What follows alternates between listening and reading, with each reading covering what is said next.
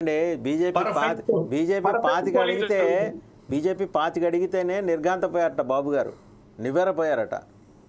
పాతిక అడిగితే కాదు, పాతిక తీసుకుంటామని చెబితే మీకు అంత బలం లేదు కదని చెప్పే ప్రయత్నం చేస్తే అమిత్ షా గారు ఆయన దగ్గరున్న ఫైలు ఇలా పక్కన మడిచేసి మళ్ళీ రేపు మాట్లాడుకుందాం అంటే బయటకు వచ్చారు.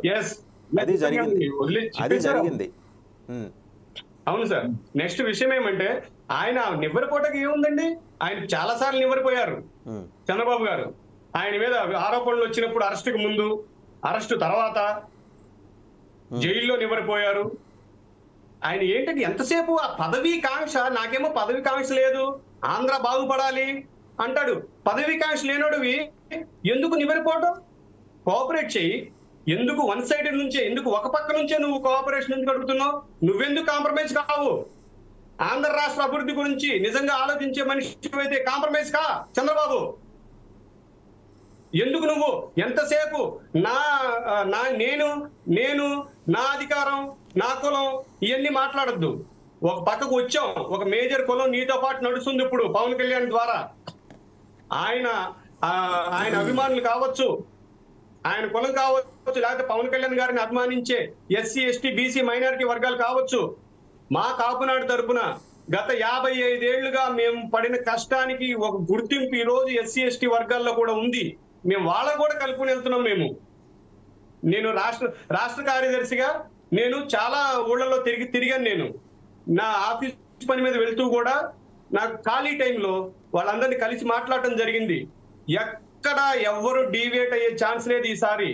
కానీ టీడీపీ నుంచి మాత్రమే ఈ త్యాగాలకి వెనుకం చేస్తున్నారు. దాని అర్థం ఏంటంటే వాళ్ళ పదవి కాంక్ష, పదవి లేకపోతే బతకలేని పరిస్థితి. పవన్ కళ్యాణ్ గారు అది కాదండి. ఆయన అన్నారు 25 సంవత్సరాలు నేను ఫైట్ చేస్తా అన్నారు. ఏం పర్వాలేదండి. యాక్చువల్ గా నిజంగా ఈ రోజు ఆయన నివ్వెరపోవాల్సిన విషయం ఎప్పుడంటే ఇంకో షాక్ తిని పడిపోవాల్సిన అవసరం వచ్చేది.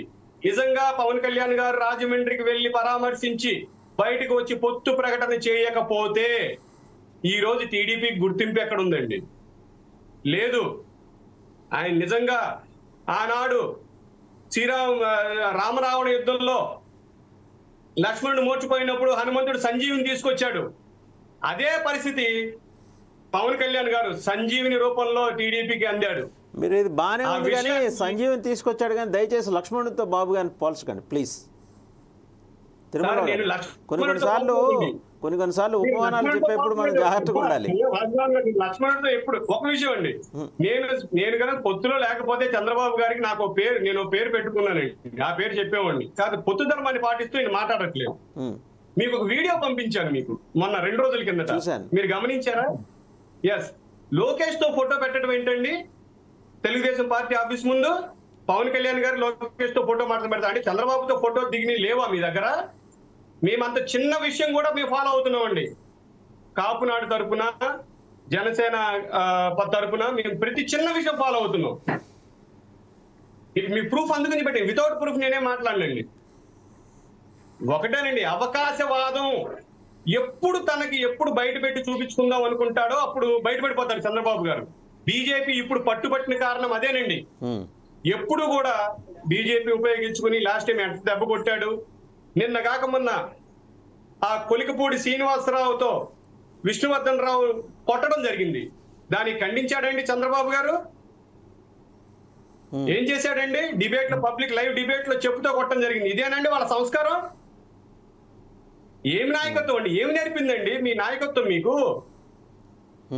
ఇప్పుడు బీజేపీ కూడా 2 సీట్ల మీద పట్టుబట్టే ఉందండి. Kolikapudi Srinivasarao seat, Mahasena Rajesh seat. ఈ 2 సీట్లు ఎట్టి పరిస్థితుల్లో ఇవ్వటానికి వీలు లేదని కూడా చెప్పింది. రాసి పెట్టుకోండి సార్. ఆ విషయం కూడా ఇప్పుడు తర్జన అందు గురించే మహాసేనతో ఆపించారు ఇమీడియట్ గా. ఈ కొలికపూడి శ్రీనివాసరావు అక్కడ లోకల్ గా తిరువురులో ఎవరు సపోర్ట్ చేయట్లేదండి.